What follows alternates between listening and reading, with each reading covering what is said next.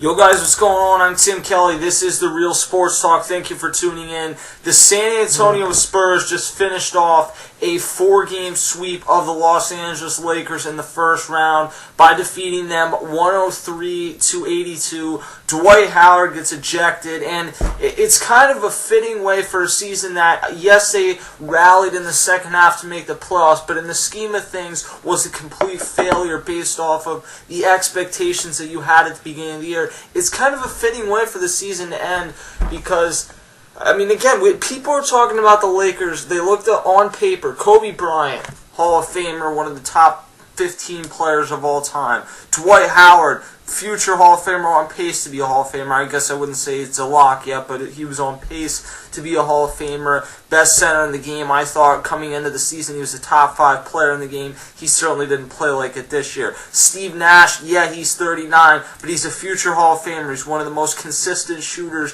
one of the best passers the NBA has ever seen. You add him on to Meta World Peace, Pau Gasol. It looked like it couldn't fail on paper. But I felt like it was going to take at least a year to get going because that's what happened in Miami. And you looked at the Lakers and you had a situation where this wasn't a team where Kobe Bryant's going to pass the ball as much as Dwayne Wade and LeBron James have done or defer to that level. And he pretty much made that clear prior to Dwight Howard coming there. So I wasn't 100% on board with the Lakers as the greatest team of all time. Like they were a lock to go to the NBA Finals, like a lot of people were. I still felt like the Thunder and the Spurs were probably the 2 best teams in the Western Conference.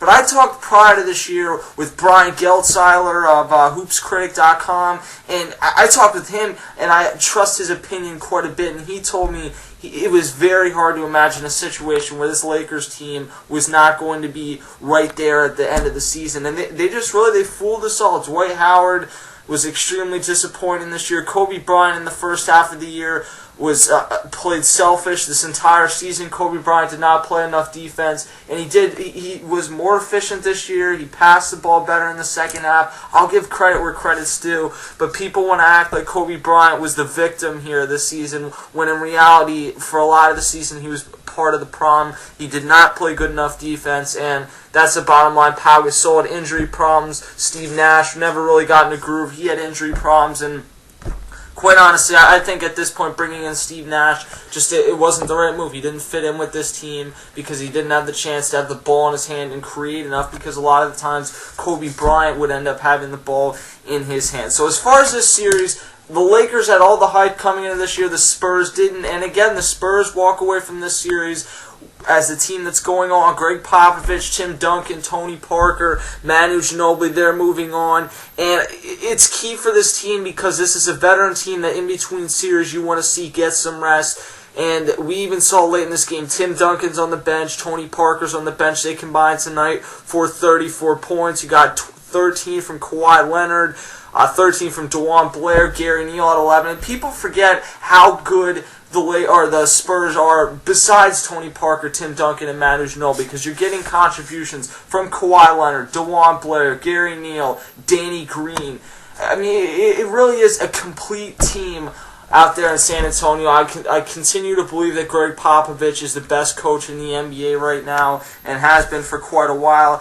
And it's just a tremendous situation. I think with Russell Westbrook out for the playoffs, they may very well end up being the team that goes to the NBA Finals and represents the team that could potentially take down the Miami Heat if they, like most of us think, end up going back to the NBA Finals for a 3rd straight year. Now, as far as the Lakers, they're going to be a team that gets the fallout here because it's not that you're not giving the Spurs credit, but this is the first round series. You expected the Spurs to win this. The Lakers are a team that the disaster that was the 2012-2013 season comes full circle here, and it all begins with the fact that people forgot for a little bit because the Lakers started playing well. Dwight Howard's an impending free agent, and I can tell you honestly, if I'm Dwight Howard, why would you want to stay with the Los Angeles Lakers? You went through all this drama this season, and you look around at what you have for the future. Pau Gasol's on the wrong side of 30. He only has 1 year left on his deal. Kobe Bryant says he's going to retire after 1 more year, and that means 2 things. A,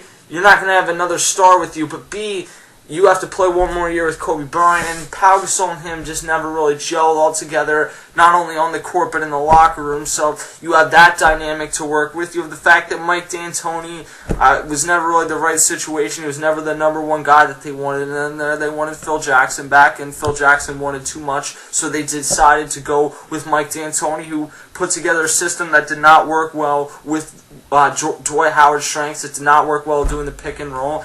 And the bottom line is that if I'm Dwight Howard, I look at not only Brooklyn, but I look at Atlanta as a situation. He's from Atlanta. I look at that as a potential situation. I look at Chicago as a place that I could potentially land at. And I just think that I have better people around me. There's less pressure on me.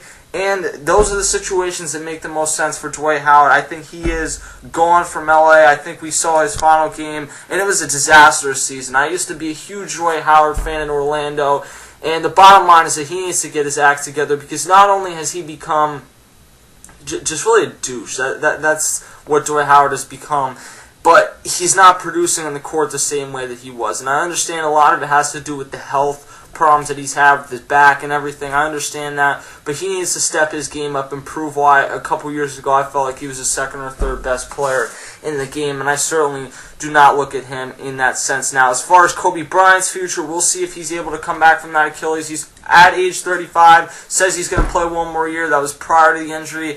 I find it hard to believe he's only going to play one more year, though, because you think about it, he was robbed from this year, and whether or not it's true, I think Kobe Bryant feels like if he was out there, the Lakers would have had a much better shot to win this series, and he probably feels like they would have won this series, and I think that he can say that he only wants to play one more year, but if the Lakers have a season that's mediocre next year like this, or even worse if they lose Dwight Howard, then I don't think that that's the way that Kobe Bryant's going to want to go out. I think that the Lakers would have a reason to keep Kobe Bryant, because really they don't. If Dwight Howard leaves, they don't have any future beyond Kobe Bryant laid in place, so they might as well keep him for as long as they can. So I really don't believe that next year is going to be Kobe Bryant's last year, but we'll see if he's able to come back at the same level that he was at. I want to see him step it back up defensively. And then Mike D'Antoni, a lot of people want them to go back to Phil Jackson, and if you can get Phil Jackson back, I guess that is the best overall move, but it continues to me to feel like you're holding on to something, because it would be the third time that Phil Jackson came back,